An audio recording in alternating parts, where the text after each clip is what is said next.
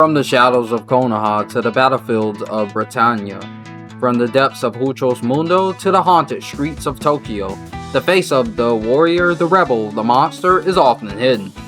Why are we so drawn to characters who hide their faces? What truth does the mask reveal when it conceals? To answer that, we have to go deeper than just the top 10 list, because the mask in anime isn't just a design choice that's cool. It's a symbol with deep, powerful roots in Japanese history and spirituality.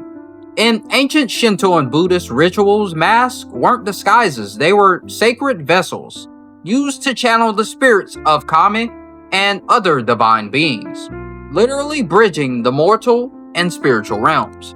The mask wearer becomes imbued with the spirit of the mask in a shamanistic transformation. Then came the legendary No theater, where masks are considered sacred objects with inherent powers. The iconic Hanya mask, for example, is a masterclass in emotional depth. It represents a woman who was so consumed by jealousy she transforms into a demon. Depending on how the actor tilts their head, the mask can appear to weep in sorrow or snarl with anger. It's not just hiding the face, it's a vessel for a soul in torment.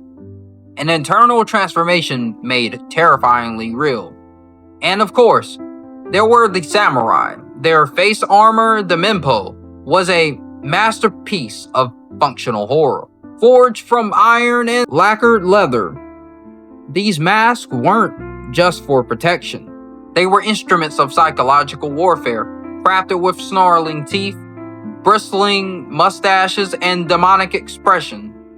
The Menpo was designed to strip the warrior of his humanity on the battlefield and project an aura of pure, inhumane ferocity, striking fear into the hearts of their enemies before a single word or sword was drawn. Striking fear into the hearts of their enemies before a single sword was drawn.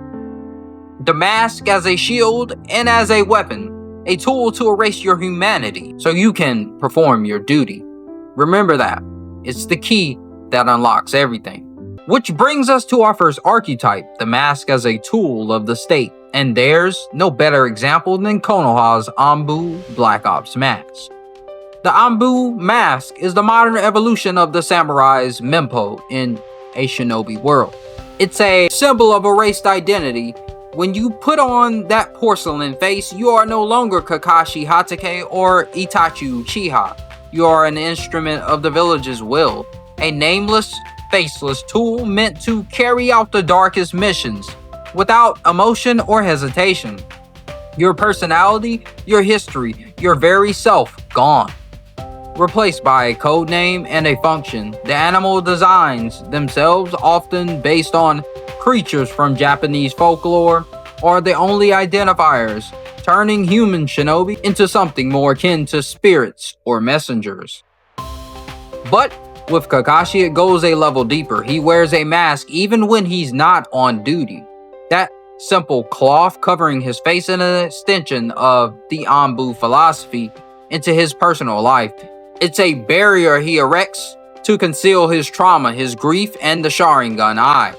That's a constant painful reminder of his failures and the friends he's lost. His masks aren't just about hiding his identity from the enemy. They're about hiding his broken soul from the world. But what happens when the mask isn't a tool of the state, but a weapon against it? Lelouch v. Britannia's transformation into Zero is the perfect example of the mask as a manufactured symbol. The name itself is a declaration of intent. He is Zero, a being from nothing, who will reduce the world's corrupt power structure to nothing. The Zero mask isn't meant to hide Lelouch. It's meant to create an idea, a miracle worker, a messiah of rebellion who is larger than any single man. The design itself is a piece of psychological warfare. It's designed to command, respect, and inspire fear. It allows Lelouch to live two lives, the student and the revolutionary.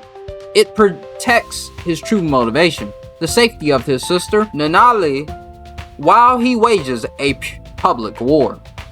It is the ultimate tool of manipulation, a physical manifestation of his genius and his willingness to sacrifice his own identity for his goals. But sometimes the mask isn't a choice. Sometimes it's a cage in the face of an internal inhuman power that the hero struggles to contain. This taps into ancient Japanese folklore, or folklore of the Oni, demonic, supernatural beings representing forces beyond human comprehension. For Ichigo Kurosaki, his hollow mask is the face of his primal predatory instincts. It's his inner demon made manifest. And look at the design. As the series progresses, the markings on his mask evolve, visually representing his ongoing battle to either dominate or integrate with that terrifying power. The more red lines that appear, the more his own Shinigami powers are influencing the mask. But when he fully loses control to his Vastolore form, the lines turn black, a sign that his own identity has been completely consumed by the monster within. His fear of this power actually holds him back, weakening him, because he's terrified of what he's capable of when the mask takes over. This conflict is even more literal for Ken Kaneki. As a half-ghoul, he's trapped between two worlds, belonging to neither. His iconic mask is a deliberate inversion of his daily life. As a human, he covers his ghoul eye with an eye patch to appear normal. But with the mask on, his human eye is sealed away, forcing the world and himself to confront the monstrous part of his nature he so desperately wants to deny.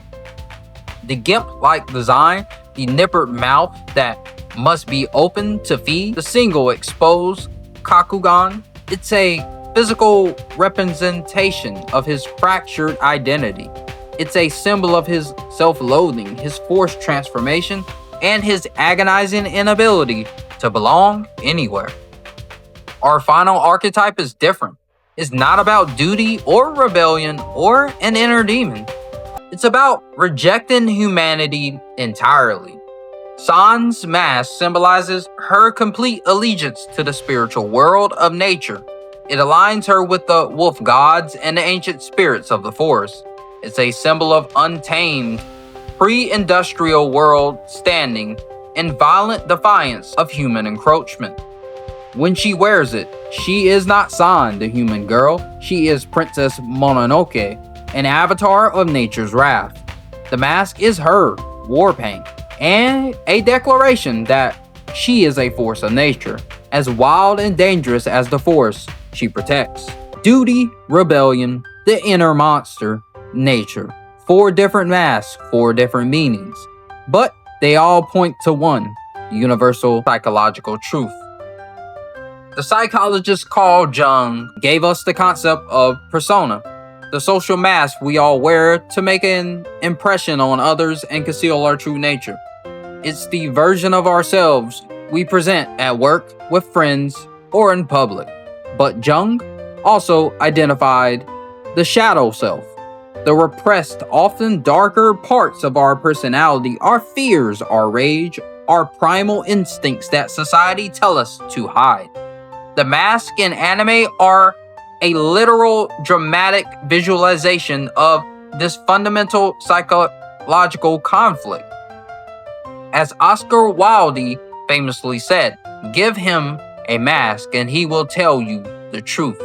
By hiding their faces, these characters are paradoxically able to reveal their most authentic selves. Kakashi's mask allows him to perform his duties, revealing a core of broken loyalty.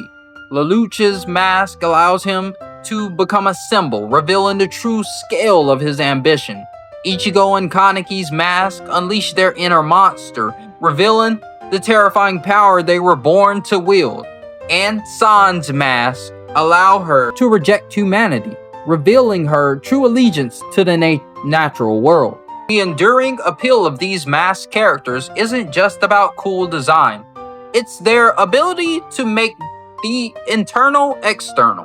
They visualize a universal human struggle. The conflict between who we are, who the world wants us to be, and who we are afraid of becoming. The masks conceal, but it reveals a conflict, a struggle for identity that resonates with us all. So, which mask character's journey speaks to you the most? And what fundamental truth do you believe their mask reveals? Share your analysis in the comments below. Check y'all out at the next anime cookout. Peace.